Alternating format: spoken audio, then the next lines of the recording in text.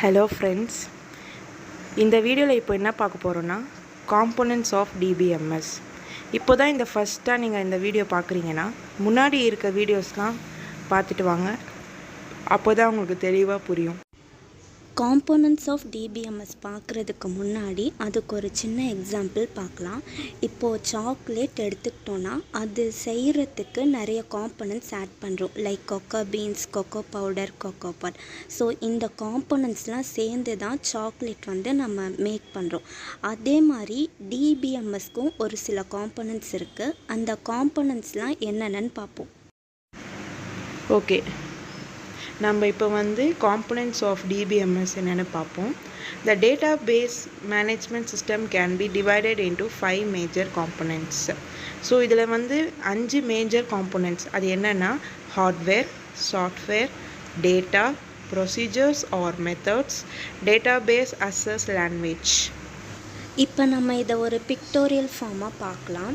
நம்மக்கிட்ட ஹார்ட்வேர் இருக்குது, அதுக்குள்ளே சாஃப்ட்வேரை எம்பெடட் பண்ணியிருக்கோம். அதுக்குள்ளே நம்ம டேட்டாவை இன்சர்ட் பண்ணுறோம். அந்த டேட்டாவை ஆக்சஸ் பண்ணுறதுக்கு சில ப்ரொசீஜர்ஸ் ஆர் மெத்தட்ஸ் யூஸ் பண்ணுறோம். அதை ஒரு லாங்குவேஜ் வேணும் இல்லையா, ஏதாச்சும் ஒரு இதை ஆக்சஸ் பண்ணுறதுக்கு. அதுக்கு நம்ம டேட்டாபேஸ் ஆக்சஸ் லாங்குவேஜஸ் யூஸ் பண்ணுறோம். ஃபைனலாக அந்த டேட்டாலாம் யூசர் எக்ஸ்ட்ராக்ட் பண்ணிப்பாங்க. அதை தான் இந்த பிக்சர் நமக்கு ரெப்ரசன்ட் பண்ணுது.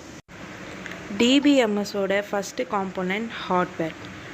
த computer, hard disk, IO channels for data and any other physical component involved in storage of data.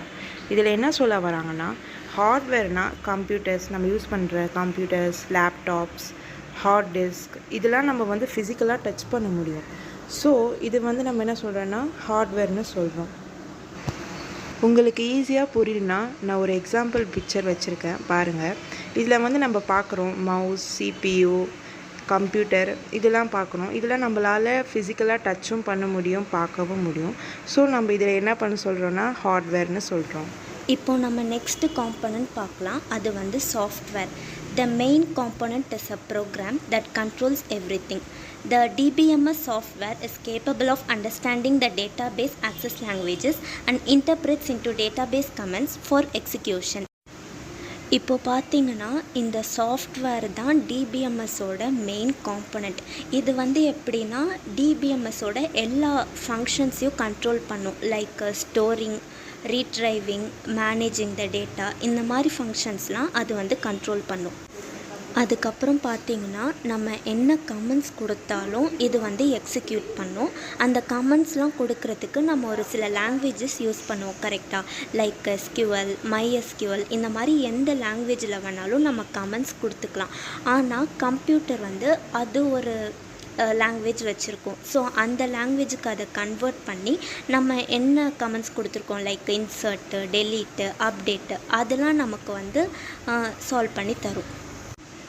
இப்போது நம்ம அதுக்கு எக்ஸாம்பிள்ஸ் பார்க்கலாம், உங்களுக்கு கொஞ்சம் ஈஸியாக புரியும். இது some of the popular DBMS software like SQL, Oracle database. இந்த சாஃப்ட்வேர்லாம் வச்சு நம்ம டிபிஎம்எஸ் கோடிங் போட்டு டேட்டாவை எக்ஸ்ட்ராக்ட் பண்ணலாம். நெக்ஸ்ட்டு என்ன காம்போனன்ட்னா data. It is the resource for which DBMS design. DBMS creation is to store and utilise data. இதில் என்ன சொல்ல வராங்கன்னா, இதில் மெயின் ஃபியூச்சர் என்னென்னா டேட்டாவில் மெட்டா டேட்டா. மெட்டா டேட்டானா என்னென்னா, இப்போ நம்ம ஒரு டேட்டா கொடுக்குறோன்னா அது எப்படி ஸ்டோர் பண்ணி வைக்கணும்னா எந்த டைமு, எந்த டைப், அதுக்கப்புறம் அதில் இருக்கிற இன்ஃபர்மேஷன்லாம் ஸ்டோர் பண்ணி வைக்கிறது தான் மெட்டா டேட்டான்னு சொல்கிறோம். இதுக்கு ஒரு எக்ஸாம்பிள் பார்க்கலாம். இதுக்கு என்ன கொடுத்துருக்காங்கன்னா, ஒரு டேபிள் கொடுத்துருக்காங்க, ஒரு எம்ப்ளாயி டேபிள் கொடுத்துருக்காங்க. அதில் என்னென்னு கொடுத்துருக்காங்கன்னா employee ID, employee name, job name, salary, mobile number, department ID, project ID. இந்த இன்ஃபர்மேஷன்லாம் ஸ்டோர் பண்ணி வைக்கிறது தான் டேட்டான்னு சொல்லுவோம். இப்போ நம்ம நெக்ஸ்ட்டு பார்க்க போகிறது procedures or methods. They are general instruction to use a database management system such as installation of DBMS, manage databases, to take backups, report generation, etc. இதில் என்ன சொல்ல வராங்கன்னா, இப்போ நம்ம ஒரு டிபிஎம்எஸ் இன்ஸ்டால் பண்ணணுன்னா அதுக்கு சில ரூல்ஸ் இருக்கும். அதே மாதிரி டேட்டா பேஸஸ் அதை நம்ம மேனேஜ் பண்ணுறோன்னா நிறைய லாங்குவேஜஸ் யூஸ் பண்ணுவோம். அது மூலமாக கமெண்ட்ஸ் கொடுப்போம், டேட்டாவை ரீட்ரைவ் பண்ணுவோம். இதெல்லாம் ஃபாலோ பண்ணுறதுக்கு ஒரு சில செட் ஆஃப் இன்ஸ்ட்ரக்ஷன்ஸ் இருக்குது. உங்களுக்கு ஈஸியாக புரிகிற மாதிரி சொல்லணுன்னா, இப்போது மெயில் அக்கௌண்ட் க்ரியேட் பண்ணுறோம்ல, அது க்ரியேட் பண்ணுறதுக்கு க்ரியேட் மெயில் அக்கௌண்ட் போயிட்டு நமக்கு அந்த அக்கௌண்ட் எப்படி வேணும்னு போட்டு @gmail.com போடுவோம். அடுத்து password minimum 8 characters, special characters இருக்கணும். இந்த மாதிரி நிறைய ரூல்ஸ் அது கொடுக்கும். நம்ம அதுக்கேற்ற மாதிரி போட்டு திருப்பி கன்ஃபார்ம் பாஸ்வேர்ட் கொடுத்து ரீடைப் பண்ணி அந்த மாதிரி தான் அந்த ப்ராசஸே போகும். ஸோ அந்த மெயில் அக்கௌண்ட் க்ரியேட் பண்ணுறதுக்கே இந்த மாதிரி ஸ்டெப்ஸ்லாம் இருக்குது. அதே மாதிரி தான் டிபிஎம்எஸும் ஒரு சில ரூல்ஸ்லாம் ஃபாலோ பண்ணுது. நெக்ஸ்ட்டு என்ன பார்க்க போகிறோன்னா database access languages. They are the languages used to write commands to access, insert, update and delete data stored in any database. இதில் என்ன சொல்ல வராங்கன்னா, இப்போ நம்ம ஒரு லாங்குவேஜ் லைக் SQL, அந்த லாங்குவேஜில் வந்து நம்ம இப்போ ஒரு கமெண்ட்ஸ் கொடுத்தோன்னா அதில் வந்து அக்சஸ் பண்ணலாம், இன்சர்ட் பண்ணலாம், அப்டேட் பண்ணலாம், டெலீட் கூட பண்ணலாம்.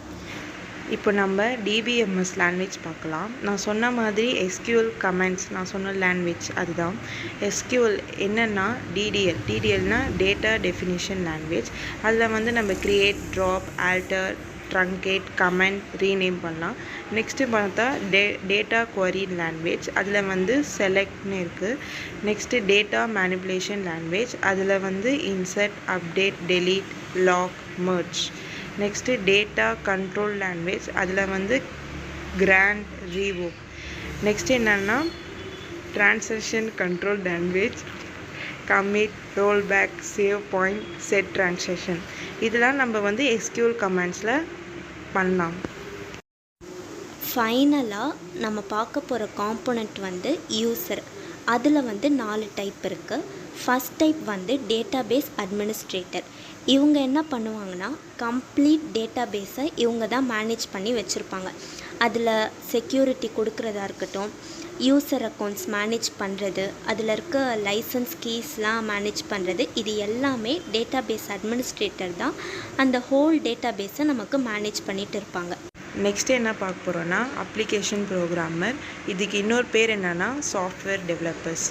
இது என்னென்னா, இப்போ ஒரு எக்ஸாம்பிள் ஆரக்கிள் ஒரு சாஃப்ட்வேர் இருக்குன்னா அது டெவலப் பண்ணுறது இல்லைன்னா டிசைன் பண்ணுறோன்னா இந்த அப்ளிகேஷன் ப்ரோக்ராம்ஸ் தான் பண்ணுவாங்க.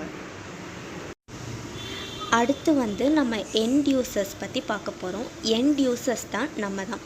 இப்போது நம்ம நிறைய modern applications like web, mobile applications இதெல்லாம் யூஸ் பண்ணுறோம். இதெல்லாம் நம்ம டேட்டாவை வாங்கி ஸ்டோர் பண்ணி வச்சுக்குது. இப்போது வர அப்ளிகேஷன்ஸ்லாம் எப்படி டெவலப் பண்ணுறாங்கன்னா, யூசர்கிட்டேருந்து டேட்டாவை வாங்கிட்டு அதை டிபிஎம்எஸ் அதில் ஸ்டோர் பண்ணி வச்சுட்டு சர்வரில் ரன் பண்ண வைப்பாங்க. எண்ட் யூசர்ஸால் என்னென்னலாம் பண்ண முடியும்னா, அவங்களால டேட்டாவை ஸ்டோர் பண்ண முடியும், டேட்டாவை ரீட்ரைவ் பண்ண முடியும், டேட்டாவில் ஏதாச்சும் சேஞ்சஸ் இருக்குன்னா அதை சேஞ்ச் பண்ண முடியும், அப்புறம் டெலீட்டும் பண்ணலாம். ஃபைனலாக நம்ம டேட்டாபேஸ் டிசைனர்ஸ் பற்றி பார்க்கலாம். இப்போது நம்ம ஒரு டேட்டா கொடுக்குறோன்னா அது எந்த டேட்டாபேஸில் போய் ஸ்டோர் ஆகணும் அதை இவங்க தான் முடிவு பண்ணுவாங்க. அதுக்கப்புறமா அந்த டேட்டா ஸ்டோர் பண்ணும்போது அதோட டேபிள் ஃபார்மேட்டு அது எப்படி இருக்குது அதை டிசைன் பண்ணுறதெல்லாம் இவங்க தான் பண்ணுவாங்க. இந்த வீடியோ உங்களுக்கு பிடிச்சிருந்துச்சின்னா நம்ம சிஎஸ் டிபார்ட்மெண்ட் சேனலை லைக் பண்ணுங்கள், ஷேர் பண்ணுங்கள், சப்ஸ்கிரைப் பண்ணுங்கள். மறக்காமல் பக்கத்தில் இருக்க பெல் ஐக்கான் ப்ரெஸ் பண்ணி அதில் ஆளுங்கிறத எனேபிள் பண்ணி வச்சுக்கோங்க.